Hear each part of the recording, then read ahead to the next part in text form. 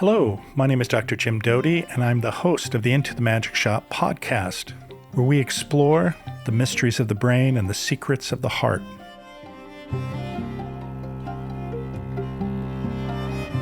Yuria, it's wonderful to have you with me today, and I really feel honored that we're able to have this conversation. Plus, I think we've been trying to connect for a little bit now, so it's wonderful for you to be with me today. Or it's whatever, something like that. Or it's my honor to be with you, or one of those things.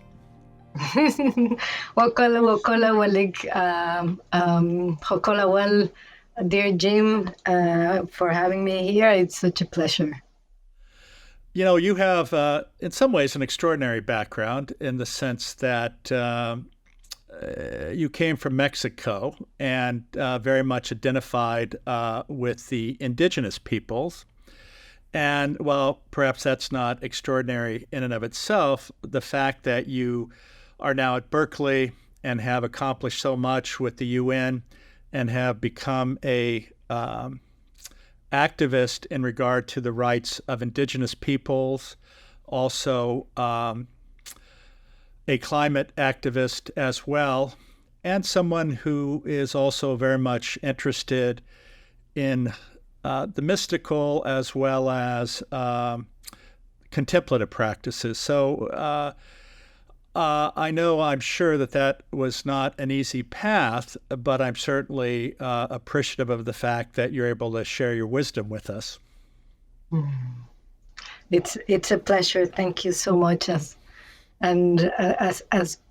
any, once we start digging a little bit in the humane being of any human life, probably we would start seeing a lot of complexities indeed. You know, being human, being alive, being a related and relational being is extremely complex. So, yes. Well, it is, and unfortunately, I think I'm sure you appreciate the fact that as we evolved in nature, really that's where we, I think, are our best selves oftentimes. And I think the nature of European colonialism and Western capitalism have really separated us from that. And I think as a result, many people suffer as a result. Yeah, absolutely. In the very beginning of our conversation, I was thanking you for your invitation in my indigenous language, Maya Celta language. And that speaks a lot of what you mentioned on colonial extraction and cultural genocides. Plus, of course, the full genocides of indigenous peoples. And I always start with speaking my language because it is a way of honoring the lands from where I'm come from. I was born and raised in the highlands of Chiapas in Mexico, within the Maya Tzeltal, Maya Mocho, and Maya Cachiquel Mam on my dad's side, and now at Tlaxcaltec on my mother's side. So it's a way of making very clear that indigenous peoples are very present. We are not an idea of the past, which unfortunately it's still mistaken in people's imaginaries. And also because it brings awareness, one, of the colonization of all these peoples around the world. I now speak in English with you, so not in my language. So I have to learn how to be in this colonial world. But it also speaks about the really concerning loss of cultures that is going at the pair of the biodiversity loss that we are experiencing in the world. Because we lose one indigenous language every 2 weeks. Imagine how terrible this is. And 4,000 of the 7,000 languages spoken in the world are indigenous. So imagine how concerning it is, the cultural loss. And then, as you mentioned, my work on the climate emergency. So I bring also the to people's awareness the urgent care that we need to give to the cultural extinction too. So these biocultural loss that we're experiencing. So both of those. No, Well, it's on some level and it's interesting because most European colonial white individuals prefer not to have to face the reality of the horrible pain and suffering caused by our forefathers, and to see the amount of lack of any compassion, any sense of the importance of indigenous cultures. And what's especially sad about that is that people, I think, who are indigenous, who've lived in their environment for literally thousands of years, have immense knowledge of how to survive in that area, the knowledge of plants, how these environments are actually healing, and then to not only have cultural genocide, but all this immense knowledge is lost about how the ways of indigenous peoples can be of benefit to mankind.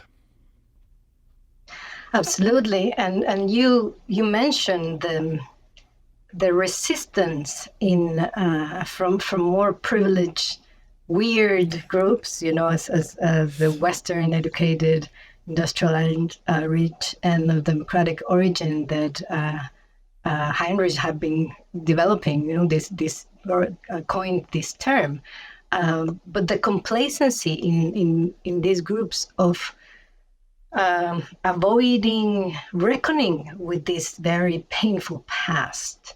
And so there comes this side of the work that I do, that is so much of my interest and my passion in the contemplative sciences.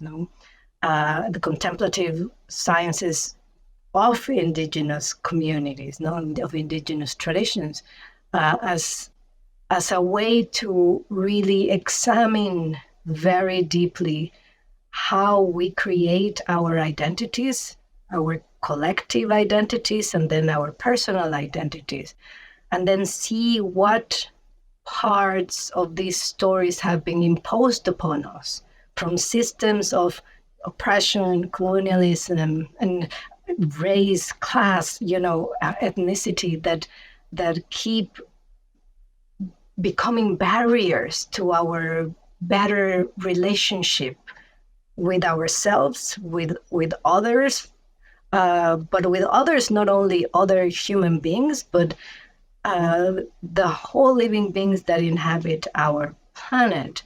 I started also by acknowledging the lands from where I come, and honoring also. And right now, I live in Huichin Ohlone lands, in also called Berkeley, and that importance of really knowing how much we owe to our relationship to the lands that have nourished us for millennia, that have really helped humans find a home, but that with the colonization processes started creating this separation, right? These absurd ideas of supremacy of certain groups upon others, and not only that, but also mythological or faith-based beliefs that think that our whole lands and planet were resources to be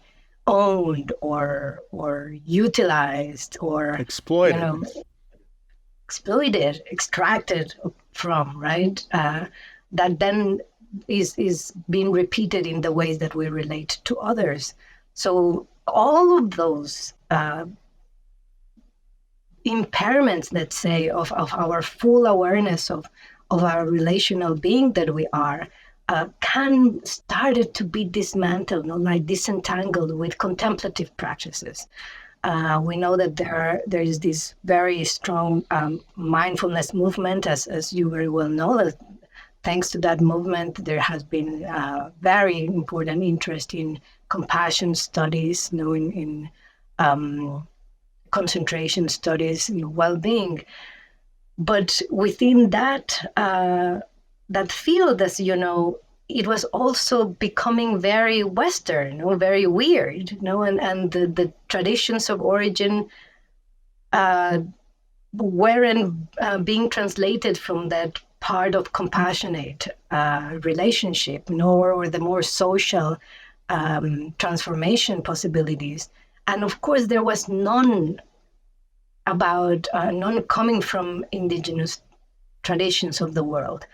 So that's when I started really pushing and bringing awareness of these, the wisdoms of indigenous peoples of the world.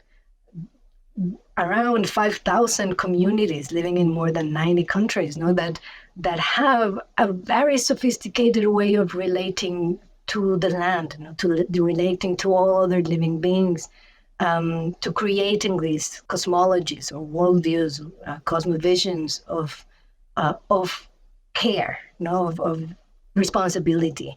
And sometimes when we talk about ownership and possession or extraction, we forget that we are relating to other responsive beings, right? So anyhow, I'm expanding and then returning to your comments on colonialism and complacency. Well, it's interesting because I think one of the challenges, of course, is that one, there's such power to the Western colonial European narrative, and it's very powerful. And it is not to the point where it actually honors all the indigenous peoples. Certainly, it has made amazing strides, whether you look at the American Indian or the Aboriginal people of Australia, or obviously those in Mexico and Central and South America. But unfortunately, it's just the beginning. And the question is, will the recognition of the necessity to honor not only the indigenous peoples, but the land, the forests, the rivers, the streams, the ocean, before we self-destruct? Yeah.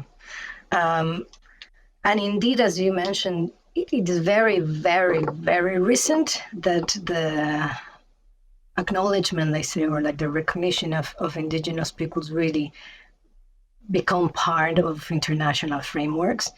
Only in 2007, the United Nations Declaration of the Rights of Indigenous Peoples was finally, signed.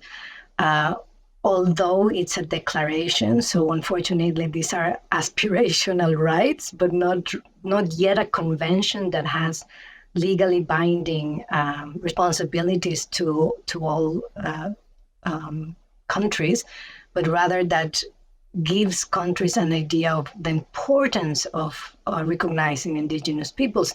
But as you know, the American Indian movement was really strong in the last 22 decades of the 20th century, and was really pushing for this recognition and acknowledgement of the peoples. But even as you mentioned now, the United States, Australia, maybe Latin America, most times in people's imaginations, those are the areas where indigenous peoples are. But then, of course, there are First Peoples in the whole of Canada and the Northern Territories.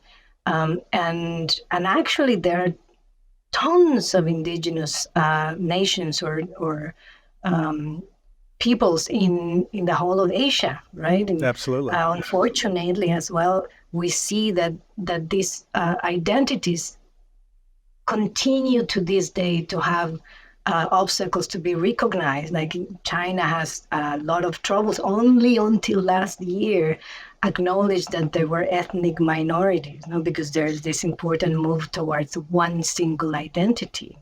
The same with India. There are also so many requirements to be federally recognized, and the same in the U.S. We see that. So I think there are very, very few countries, like one great example is Bolivia, that has taken the identity of a plurinational nation, or nation of nations.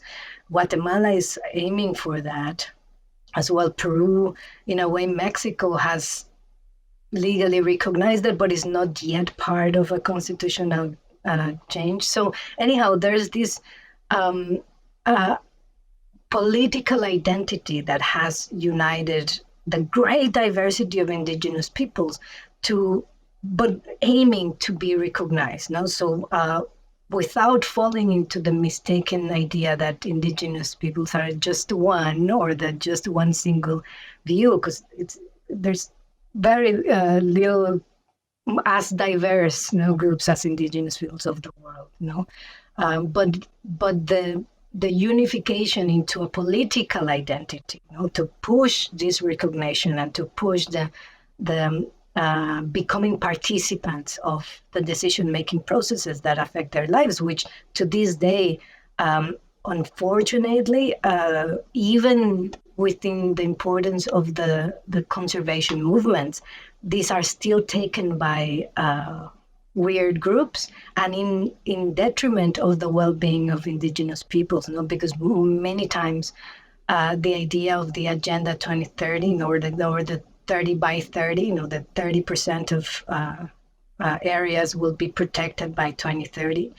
Most of these areas are within indigenous territories of the world, which these lands would be taken. It was like the biggest land grabs perhaps in history.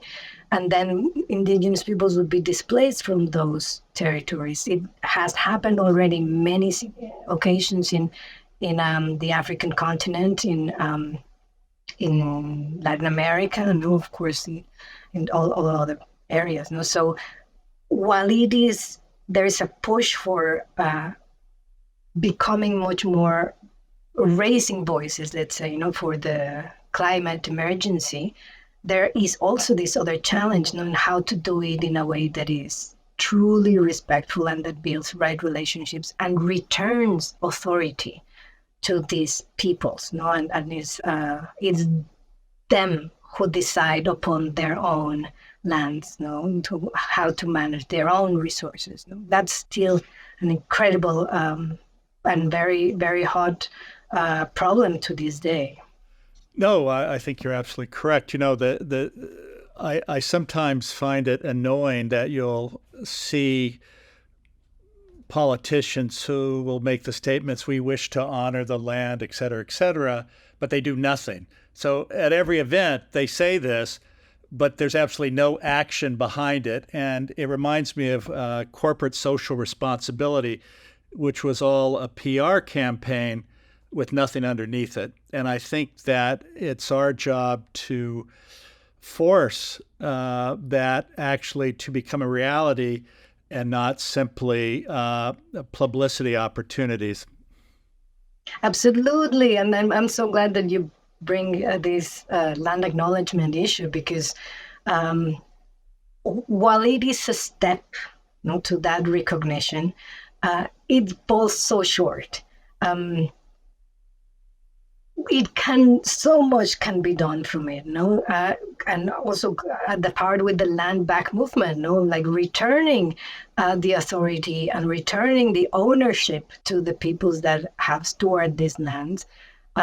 Many times, either the land is only mentioned, but only by name, there's no action, or a member of the community is invited to give this acknowledgement, but then there's no other participatory decision making that is given to the people. Many times the free, prior, and informed consent, which is one of the most important indigenous rights, to decide when and what kind of projects would be taking place in indigenous lands, is completely passed by. It's not acknowledged. When we encourage institutions to start having actions towards that, like from nowadays, it's hopeful to see education institutions, many universities, giving free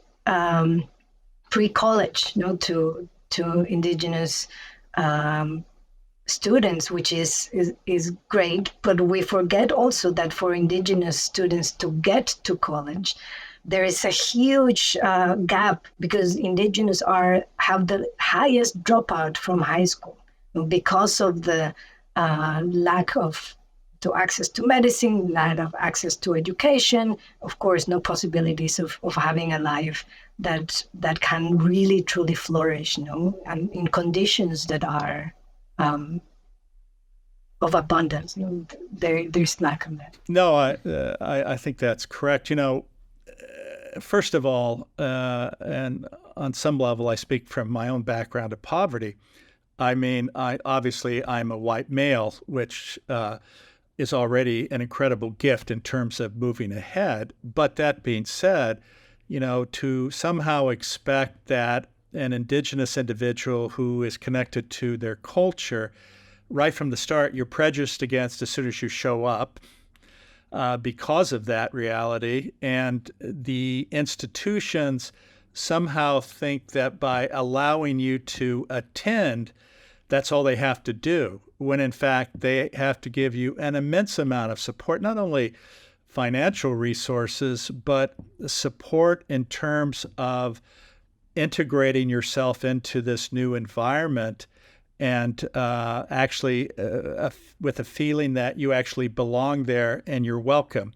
And the disparity between those two is significant.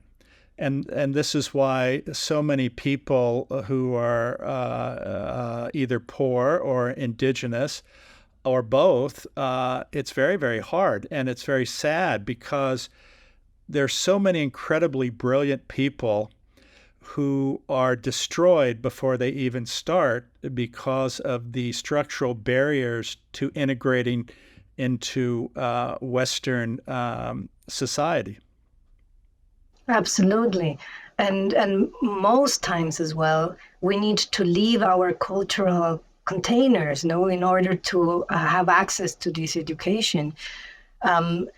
I had to leave my cultural community in order to pursue education. And I as well, I hear you, that it's almost miraculous. And many times I think about that and speak at times with friends and family. I'm the first to live abroad, and the first in the family to earn an advanced degree, the first woman, which of course that's immensely powerful for the community. Now I hear nieces and girls in the community saying that they want to study, that they want to follow my steps. But of course, as you said, it was really unusual that I came to this point, and it is. I have a long list of struggles and horror stories that, if I think about it, is what sort of was said earlier, magic, or allowed that there was a possibility for me to continue, and then, of course, the moment that I realized that I have this responsibility to also bring back this empowerment, this transmission of culture, and bringing to the community health, bringing education. Just to give a very painful statistics. 73% of the advanced degree in the US go to white people. After that, it's 12% to Asian Americans, and then 8% both to people of African descent and people Latinx, and only 0.3% go to indigenous. So we can see how difficult it is. In many in countries in the world, indigenous peoples have as much as 20 years less of life expectancy, like in Nepal. In the US, indigenous peoples have 6 or 7 years less of life expectancy. As you are saying, the support is not only free education.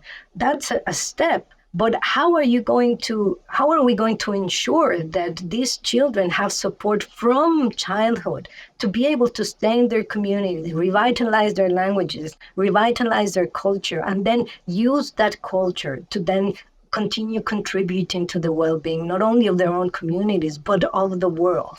So there's so much more deep reckoning, as we said, and of why is it that we continue to perpetuate these systems of oppression and extraction, and then how can we commit to transform that? What kind of, as we mentioned, compassion many times, but from indigenous perspective, compassion is not only for the suffering of other human beings, but compassion is for the suffering of our bodies of water, of our forests, of our skies. How can we return these to these ways of living in which we honor the responsive awareness, that the consciousness of life that lives in all of the planet? No, I think that's exactly right. It's interesting because we were talking about, making it in sort of Western society. And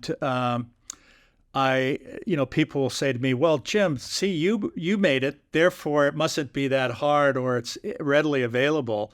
But, I always tell people, I'm a one in a million who, for whatever reason, was able to overcome hardship.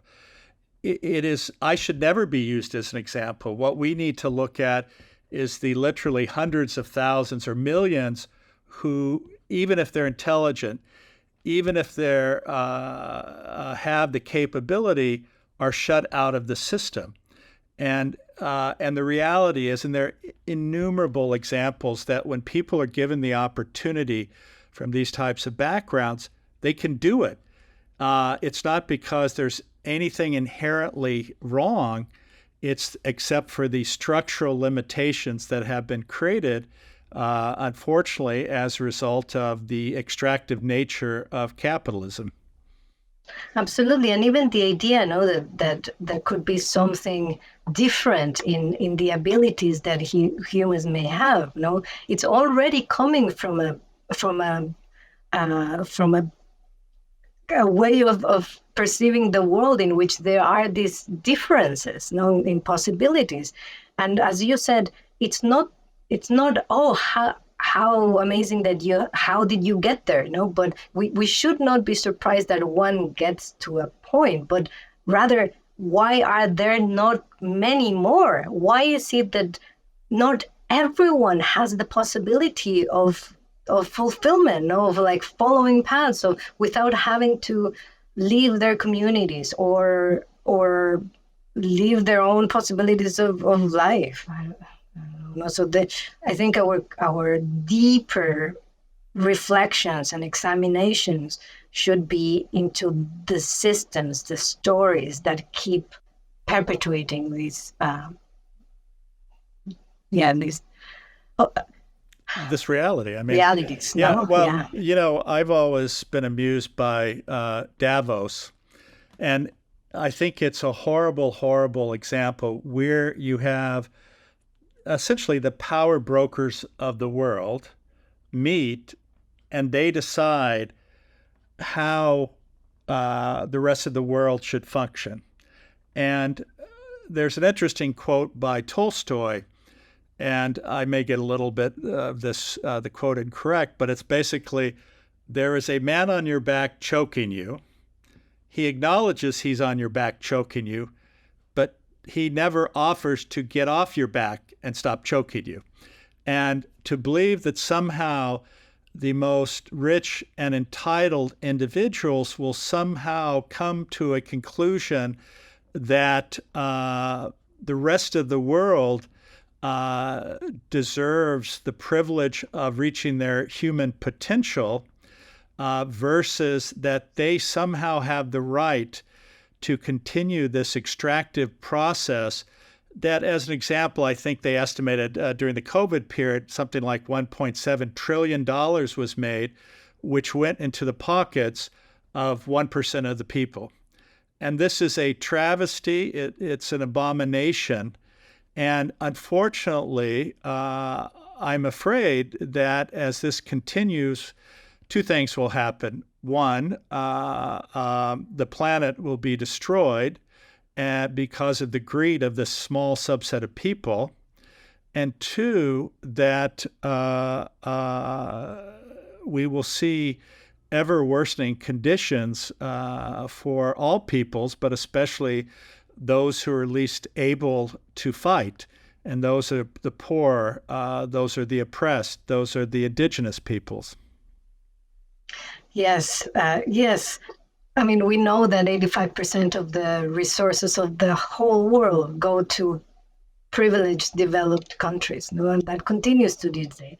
And that it is those countries who somehow feel entitled to decide upon how other countries should manage their resources, or that how the development of all other regions of the world should be dictated by these few countries. It's then again, it's just another iteration of the ontology of domination, of an ontology of extraction, of ownership, that unfortunately has been established in the West, and not only in the European countries, like the whole Western belief systems, but yeah, well, so this is we see how urgent changes need to happen. We know from recent 2019 FAO studies that lands that are managed by indigenous peoples have much less carbon footprint than areas that are not managed.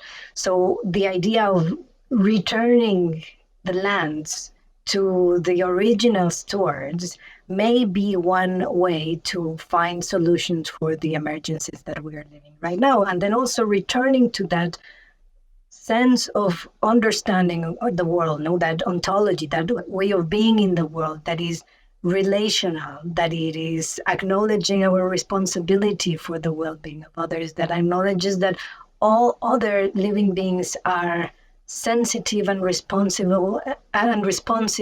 to our presence, that are impacted by our presence, just as much as we are by their presence.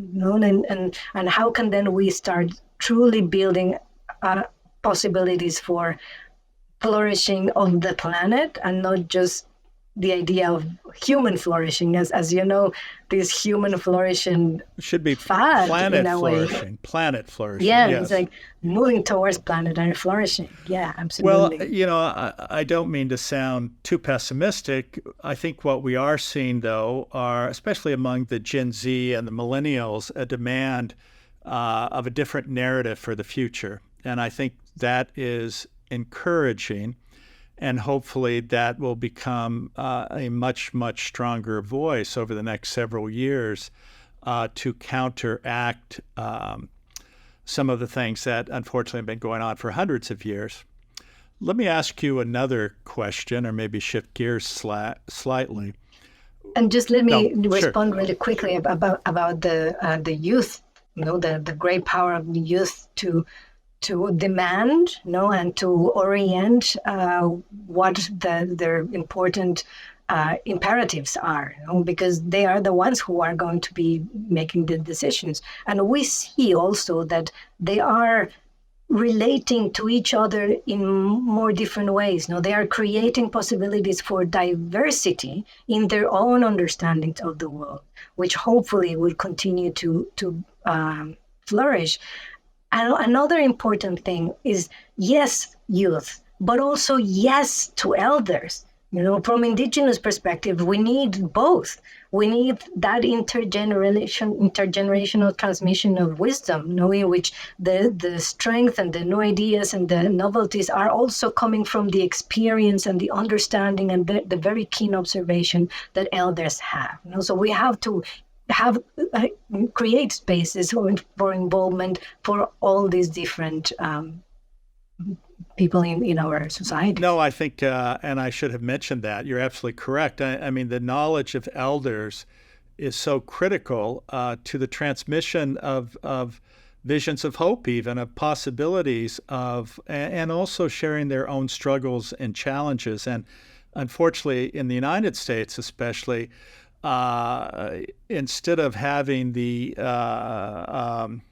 if you will, the nuclear family where you respect your elders, we ship them off, and we miss so much from that happening. And we miss the families that are really sharing responsibilities in the home. That the alloparenting, for example, taking care of kids that in many other collective communities, grandparents, aunties, uncles, they are all involved in raising a child. The whole village is raising a child. So there's a different way of relating then also to the responsibility of your own community, and you're not feeling that unfortunate reality that most youth and youngsters are feeling now, feeling alienated, lonely, not belonging from communities. So that's another part. No, I think that's correct. It's interesting. I was reading an article about Denmark where they were actually building villages where actually the elderly care facilities would be connected to young families. Yeah, and you go all over the world where indigenous peoples are, you'll find that already. Yes. We can give a lot of good tips to the No, I think that's absolutely correct. I'm fortunate in that my wife's parents actually live with us, and it has been an incredible blessing to my children. And actually, they live in a separate building on the property, but the extraordinary thing is every night they go over and say goodnight to their grandparents. And I have to say that their relationship, I'm even now, every day, like they get together, they do things, and it just is very, very moving to have that.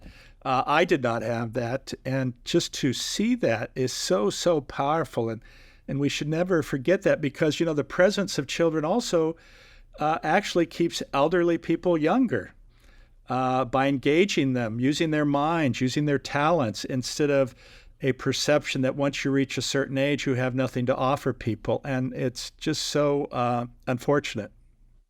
Yeah, like it gives them purpose, right? Which is a very important, crucial, part of the community, to really transmit the experience, as I mentioned, keen observation, and I think of also my own relationship with my grandparents, and some of my most formative and meaningful memories are from conversations that I had with them. And just to bring one, I remember as a young woman speaking with my grandpa, how frustrated I was that the world was in real chaos and that humans were so blind. And he asked me, "Are you doing what you're supposed to do? Are you giving the best that you can?" "I try, Grandpa. I am really trying, but I feel that I can't move more as I would like." "Well, are you sharing your food? Are you sharing your resources?" "I do, Grandpa. That's part of what the commitment that I have, like, okay, I also do that. So right now we are two, but I know there are many more out there. Now you have to go there and find them.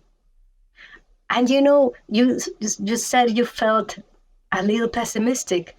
And just to give a little bit of other way, I feel more optimist because there are many more and we are finding each other.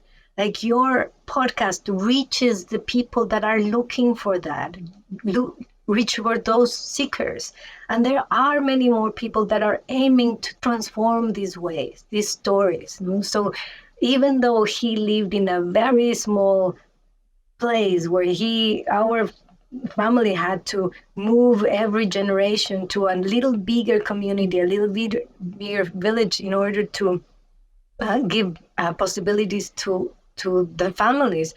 Now I am over here reaching as well, trying to bring this wisdom into the people, and we are connecting, we are finding each other. So there may be, as I say, I don't really like the word hope because that somehow feels that we are dependent of some sort of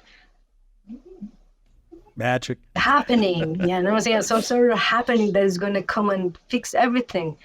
But I like the word commitment, knowing that I commit that I, independently of the outcome, I will do what is right to serve others. No, I think that's, I would like to believe I have that same commitment. And I do believe that we are having an impact. As an example, one of the programs we do at Stanford is called Applied Compassion Training. And it's a 11-month-long program, but we have representatives from between 40 to 60 countries. And we mentor them on developing a capstone project, which they then take back to their organization. And we've had an impact on over 1 million people, even though the program's been only around for a couple of years. So I think, again, each of us in our own way, and see, a lot of people will sit there and say, well, I don't have the resources, or et cetera, I'm not able. But I do believe everyone has the opportunity in their own way to have a positive impact. But I think it comes back to changing your perspective. It has to be a change from self to be of service to others. And when you're able to change your perspective, that changes everything. And what I think a lot of people are beginning to realize is that when you're able to change your perspective, that actually helps you in so many ways. It helps your mental state, it helps your physiologic state, and it gives you an immense amount of confidence to see the possibilities that are there. Absolutely. Very similarly, the research that I am doing right now in Berkeley, my aim, my commitment is with working with different indigenous nations of the Americas to start with, but now we are opening to other communities as well in Asia, and I hope to convince a lot of people so that I can make this my life and bring this. So how can we benefit our indigenous communities by giving rise, acknowledging the authority of their wisdoms, and then with the direct involvement of elders and youth of these communities to create ways that we can also help other indigenous and non-indigenous communities of the world to benefit, to create this way of compassion for the planet, compassion for Mother Earth. So hopefully, and Jim, I hope one day I could also say that I'm reaching millions and that I'm convincing people into changing their identities to become identities of connection, of responsibility, of reverence for our Mother Earth. Well, it's interesting. We did a program, actually, CCARE, with the University of Edinburgh, and it was called Realizing a Compassionate Planet. And this was last, I think it was November, but it was very, very powerful because we brought many peoples together and had multiple discussions about how we need to come together and move the needle. And of course, I think that one of the challenges is to get the message out, because I think so many people want to do something positive, but there's not a easy method oftentimes to do that. One of the things that I've been advocating is to have a World Compassion Festival. And what this would comprise is spiritual, religious individuals, indigenous peoples, celebrities, musicians, and to basically promote this message of oneness and to act as a voice for the world, to talk about coming together to preserve our planet and all the inhabitants of the planet. But underneath this, actually, to create a web presence in which we allow any organization, any charity, any nonprofit, any NGO to post and then be able to engage in conversations and to volunteer and to donate. And it's all integrated and curated, which allows, because one of the things is it's hard sometimes to find something in your area that resonates with you. And if you're able to curate this where all of these opportunities are there, I think potentially that could be very, very powerful. I have a few things to respond on that. First of all, well, congratulations on having these efforts, and I think they would be very impactful. And also to examine or to think a little, reflect on how the idea of having like a one size fits all formula is not really a good solution, right? Because we live in very different conditions, very different possibilities of life. So we need to see to that context and that diversity. And also the idea of the oneness may also move away from the very important part of reckoning, of like, we may be having possibilities, we could have the same capacities, but there is really not that possibility for most of the world. No, there is not this one single way of seeing things. Actually, there's this huge diversity, but we can look into the possibility of how are we going to make the changes so that everybody can have access to flourishing. No, I totally agree with you. And certainly I wasn't implying that somehow oneness implies not being respectful of the diversity of not only peoples, but cultures and regions in this world. Of course,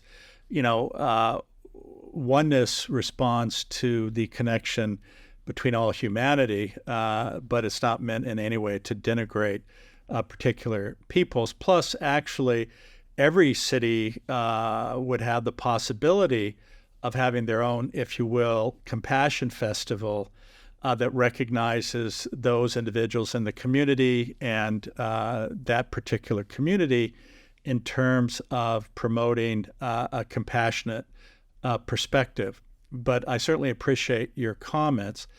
The challenge is you have to get the world's attention. And by bringing together all these divergent groups has the ability to get the world's attention. And I think that's the most important thing. It's not to pasteurize or create some cultural purity. It's actually to recognize the immense diversity in the world and honor that. So that at least is my vision. Now, again, the reality is that this can be very challenging, and one has to be very careful how something like this is done and really think through the different aspects of it.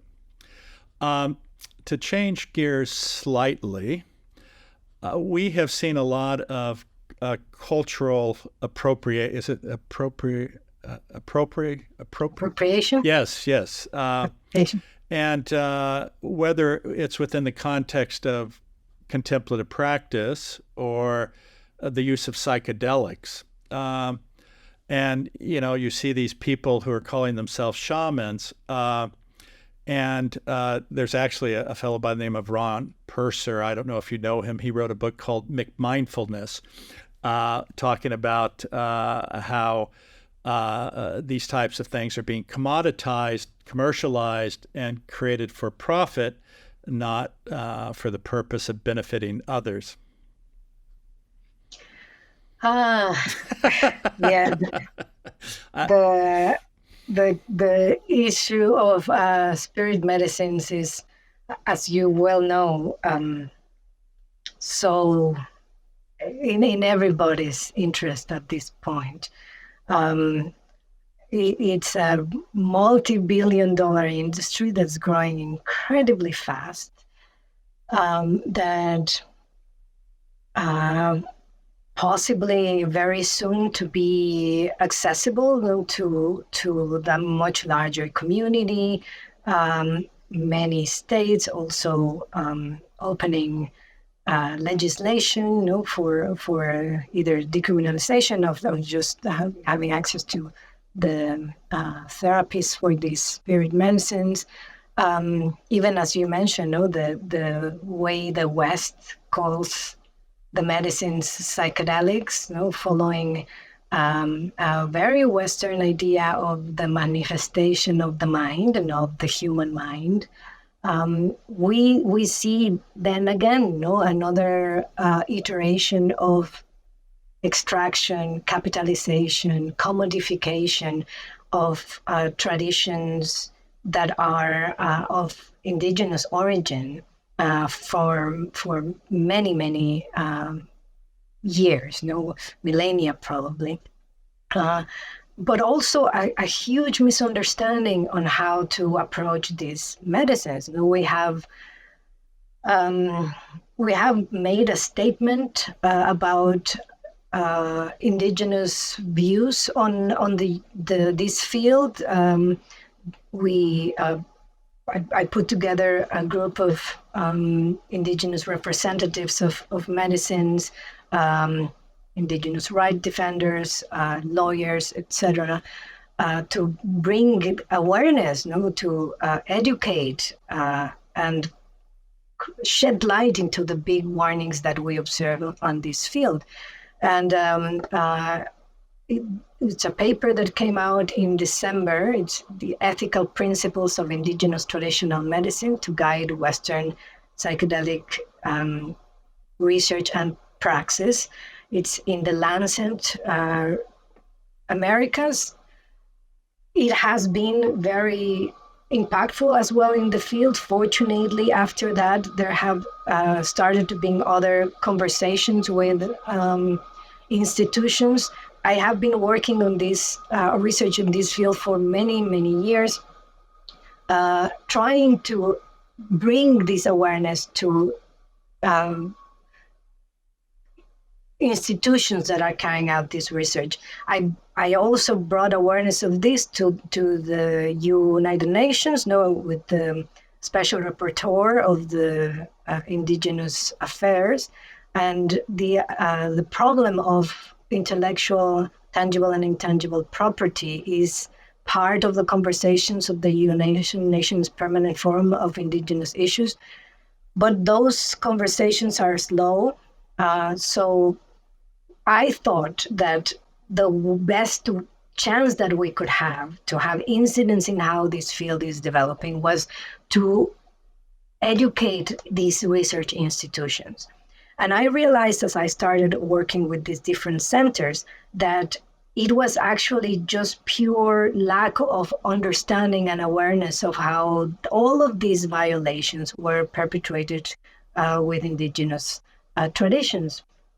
And while many have noted that some of these medicines are not coming from indigenous traditions, we can also uh, argue that had there not been that initial extraction from these indigenous wisdoms into the use of these plants, there would have been no real development of other medicines that are aiming to have this similar benefit. And then there are, of course, this is a very tricky conversation because we are speaking about clashing ontologists almost, no, in the way that the West medicalizes and pathologizes also disturbances of the mind or imbalances of the mind. Also how we relate to these medicines and to the lands that grow these medicines. But nowadays, unfortunately, Western organizations are pushing for these same indigenous communities to transform their way of relating to the medicines in order to cater to Western demands. No, we know that many of the medicines are now being grown in areas that were not ever related to these traditions. In just because these are very coveted areas, no, for Westerns. But then we also know that there has been deforestation. There is much more commodification. There are areas in which now these medicines are offered as even sort of menus. No, they have lost their sacredness of relating to it. As you mentioned, there is a huge interest in weird groups to become so-called shamans. The most of facilitators that are working with these medicines are probably white. There has been a lot of talk as well that in the studies of institutions that are carrying this research, most of the participants are white. Most of the researchers that are carrying this research are also mostly white. None of the benefits of this multi-billion industry is going back to indigenous traditions. And some organizations, Western organizations that have red-washed their identity, are actually creating conflict between organizations that receive their funding and organizations that do not, or they are pushing traditions that to adopt other medicines in order to fulfill the demands. So it's very complicated. There's so much to say about it, but fortunately, more and more conversations are coming. I just last couple of weeks ago, we had a conversation with the Department of Human Services. The NIH is also having these conversations, and then centers, the centers that are really leading this research, from Johns Hopkins to Berkeley to Oxford, Harvard, UPenn, etc., that are also starting to question or to inquire how to bring this acknowledgement, this restoration of authority for indigenous traditions. But it's a conversation that is going to take a long time, and it's going to be messy, as messy is the field.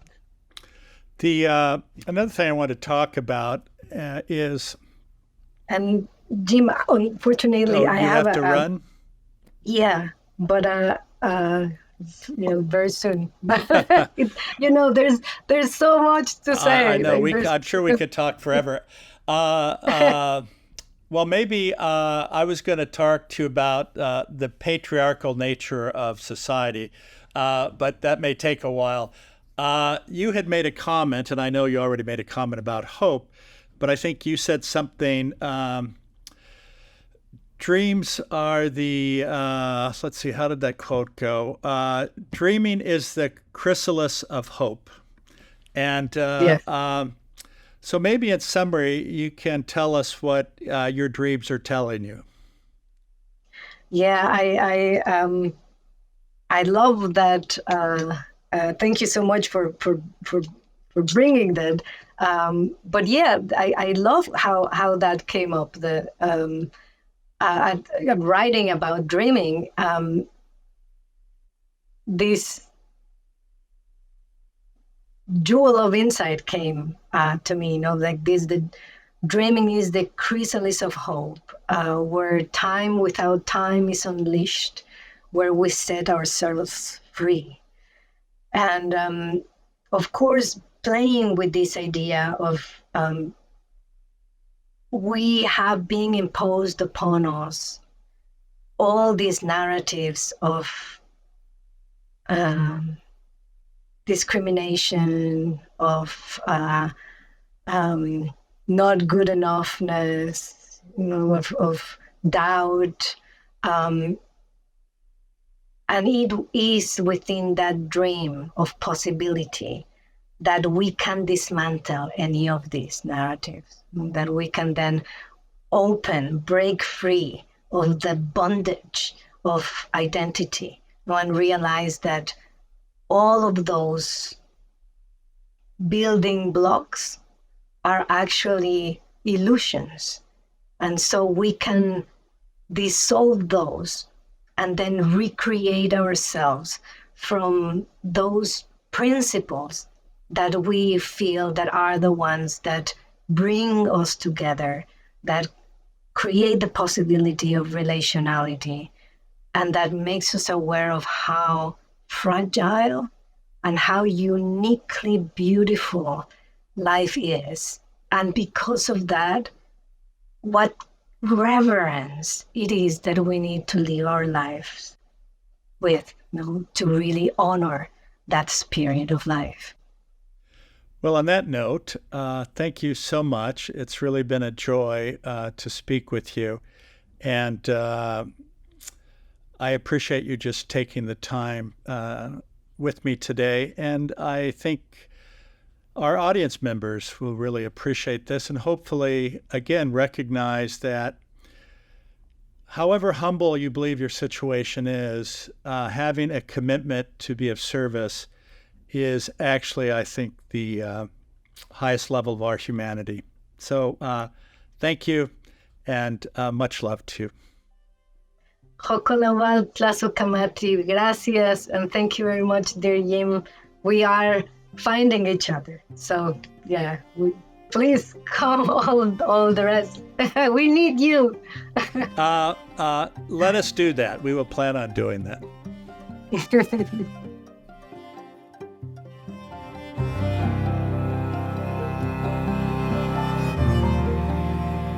Again, thank you for being with us today. The Into the Magic Shop podcast can be found where you find your most popular podcasts, or you can find us at intothemagicshop.com.